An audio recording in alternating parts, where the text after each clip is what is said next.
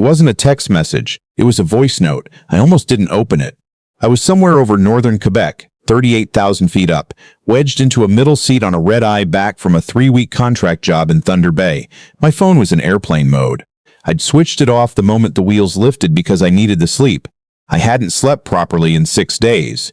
But somewhere over Abitibi, I woke up with that particular feeling you get as a father. That low hum in your chest that doesn't have a name, but you know exactly what it means. I turned my phone on.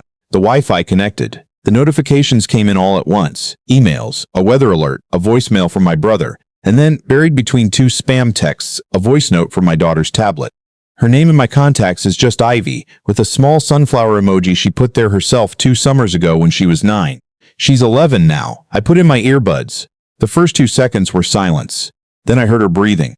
Quick and shallow, like she'd been crying recently and was trying to hold it together. Dad. Her voice was so small. Dad, if you get this, Aunt Deborah took my tablet, but she doesn't know I have the old one in my backpack. I'm in the garage. The back garage, not the house. I've been here since Tuesday. I don't know what today is. I'm really hungry, Dad, they said. A pause. A long one. They said you're not coming back. They said you decided you didn't want me anymore, and you told them to keep me here until I understood. But I don't believe them. I don't. I'm just, please come get me. Please. The recording ended. I sat in that middle seat at 38,000 feet, and I couldn't breathe. My daughter had been in a garage since Tuesday. I didn't know what day she thought it was, but I knew what day it was for me, Friday. That was 4 days. 4 days in a garage. My 11-year-old daughter in a garage in November in Ontario. I pressed the call button for the flight attendant before I even fully processed what I was doing. Sir, we're still. I need to make an emergency call. My daughter is in danger. I need to contact the ground. I don't remember exactly what happened in the next 20 minutes. I remember the flight attendant getting the senior crew member. I remember being moved to the jump seat near the galley because I couldn't stop shaking, and they didn't want me disturbing the other passengers. I remember a woman with reading glasses and a calm voice asking me to play the recording for her so she could hear it clearly. I remember her face when she heard it. She helped me reach the ground via the aircraft satellite system. I spoke to a dispatcher at the OPP, Ontario Provincial Police, and I gave them my sister-in-law Deborah's address, the house in Barrie, the one she'd shared with her husband Kenneth for the past 11 years. The house where my daughter was supposed to be staying for 3 weeks, while I finished the contract job and arranged the new apartment back in Hamilton. The dispatcher told me to stay on the line as long as I could. She told me units were being dispatched. She told me to try to stay calm. I was not calm. The plane landed at Billy Bishop at 6:43 in the morning. I had been in the air for 4 hours and 20 minutes. I turned my phone back on before the wheels had fully stopped. There were 12 missed calls, 9 from a Barrie area code I didn't recognize, 2 from my brother Vincent, and 1 from a number that turned out to be the Barrie Police Service. I called the Barrie number first, while I was still in my seat, while people around me were standing up and pulling bags from the overhead bins. Mr. Ashford? Yes. Where is my daughter? There was a pause on the other end of the line. Not a long one, but I felt it. Mr. Ashford, your daughter Ivy has been located. She's been transported to Royal Victoria Regional Health Center. She's alive, she's conscious, and she's receiving care. I exhaled something that wasn't quite a breath and wasn't quite a word. What's her condition? She's dehydrated and she has early signs of hypothermia. She has some bruising that we'd like to discuss with you when you arrive. But she is stable, sir. She's asking for you. I'm at Billy Bishop, in Toronto. How fast can I get there? It's about 90 minutes to Barrie by car, depending on traffic. 90 minutes, after 4 hours on a plane. After 4 days of my daughter being locked in a garage, I ran through that airport like I have never run in my life. I grabbed the first taxi outside the arrival's door, and I told the driver what was happening. I'm not sure why I told him. I think I needed to say it out loud to make it real. He didn't say anything for a moment. Then he said, I have a daughter too, and he put his foot down. He got me to Barrie in 78 minutes. I want to back up, because some of this won't make sense without context. And I know it still might not make sense even with context, because none of it made sense to me either, not for a long time. Ivy's mother. My ex-wife Laurel and I separated 4 years ago. It was not a dramatic separation. There was no affair, no blow-up, no single moment of catastrophe. We had grown into 2 different people, and we both knew it, and we decided, together, to end the marriage before it became something that damaged both of us, and more importantly, damaged Ivy. We went through mediation. We split things fairly. We agreed on a custody schedule that prioritized Ivy's school and her friendships and her comfort. For 4 years, we made it work. Laurel's sister is Deborah. Deborah and I had always had a complicated relationship. She'd never quite forgiven me. For what? I was never entirely sure. For not being what Laurel needed, maybe. For the separation. For the way Ivy sometimes asked to come to my place on weekends that were technically Laurel's. Deborah had strong opinions about many things, and a way of stating them that left no room for disagreement. I'd learned early on to smile and say little. Kenneth, her husband, was quieter. He followed Deborah's lead in most things. I never had strong feelings about him one way or another. When Laurel told me back in September that she'd be spending 3 weeks in Portugal for work. She works in environmental consulting and had a project overseas, and that Deborah and Kenneth had offered to take Ivy, I didn't push back. Ivy had stayed with them before. She liked their dog. Their house had a big yard and a room that Ivy had started calling her room because Deborah had let her pick the color for the walls. It seemed fine. It seemed safe. I should have listened to what Ivy told me in August. She said it casually, the way kids do when they're not sure if something is actually wrong or if they're just being sensitive. We were in the car, driving back from her swimming lesson, and she said, Dad, Aunt Deborah and Uncle Kenneth get really weird sometimes.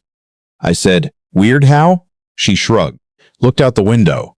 Like they get really quiet and then really loud, and then Aunt Deborah says things. Another shrug.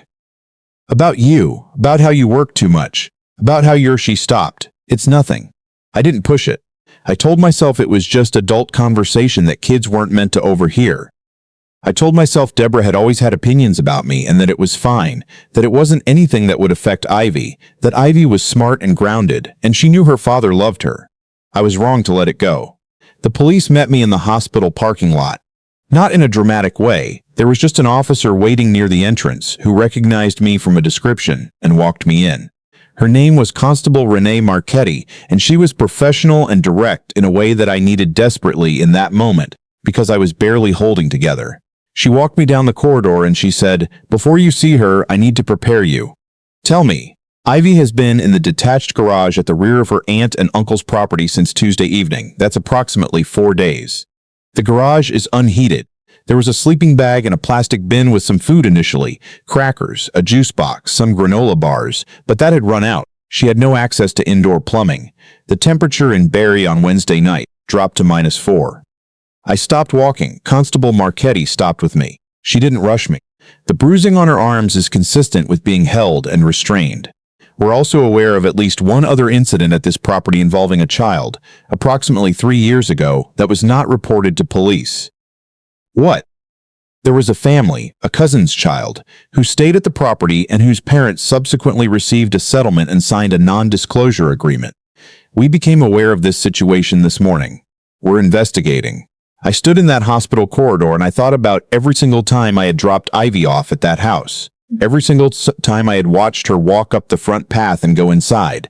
Every single time I had driven away thinking she was safe. Where are they now? I said. Deborah and Kenneth. They're in custody. I didn't say anything else. I just started walking again. Ivy was in a room at the end of the corridor. There was a nurse at the door who smiled at me in that careful way that medical people do when they're trying to tell you something is okay without quite saying it yet. I pushed open the door. She was small in the hospital bed.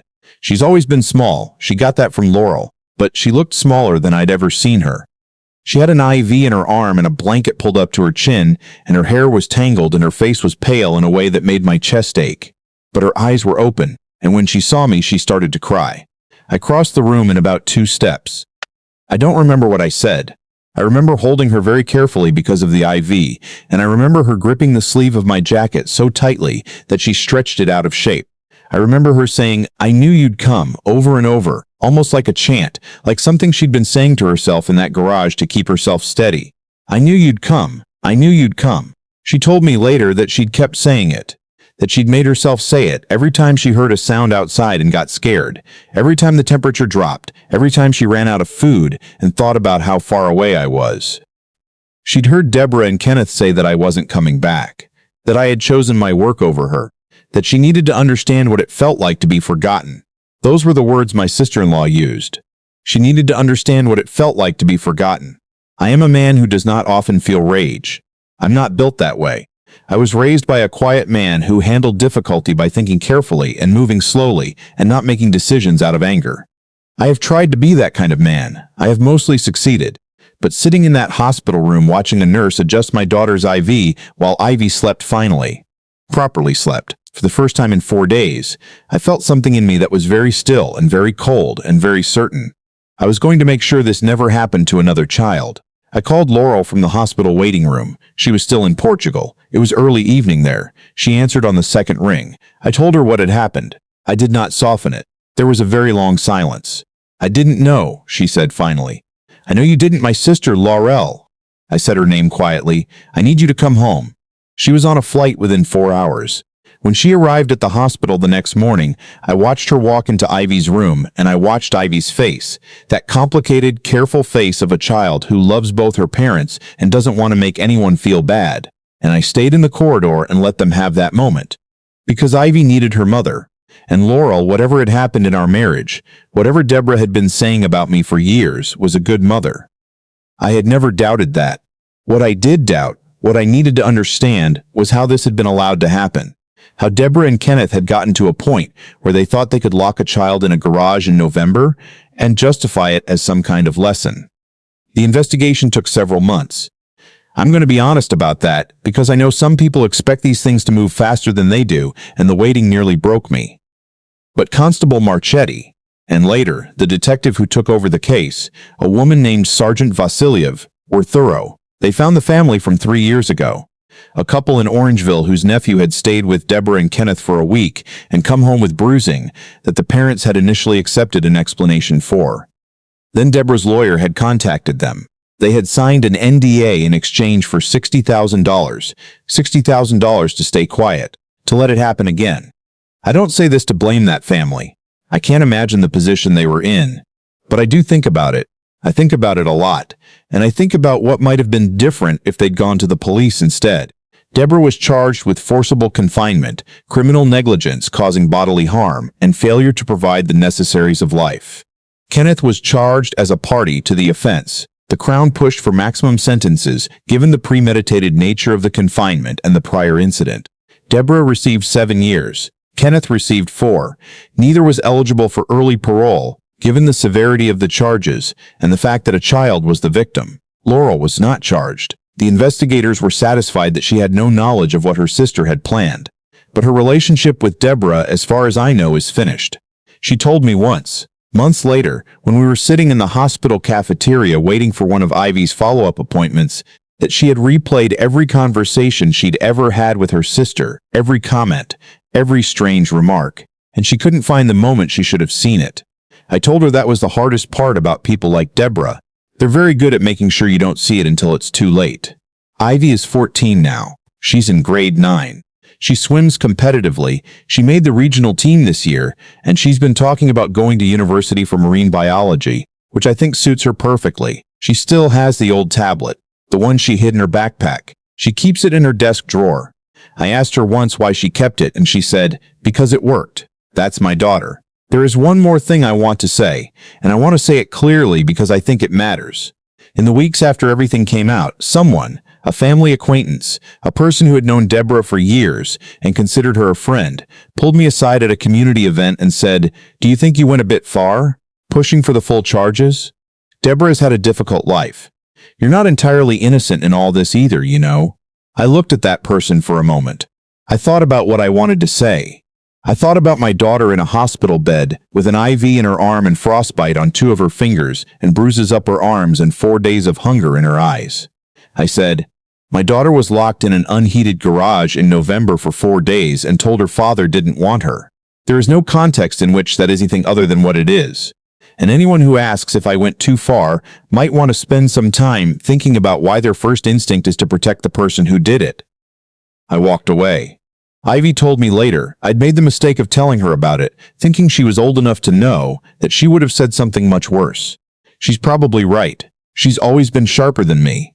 There is something I carry from all of this that I didn't expect to carry. It's not anger, though the anger was there for a long time. It's not fear, though I check in with Ivy more than I probably need to, and she tolerates it with a patience that humbles me. It's something more like a very clear understanding of what matters and what doesn't. of what is negotiable and what is not. My daughter is not negotiable. Her safety is not negotiable. Her sense that her father is coming, that is not negotiable. She knew I'd come. She said it to herself in the dark, in the cold, in a garage in November until it was true. I will spend the rest of my life making sure she was right to believe that.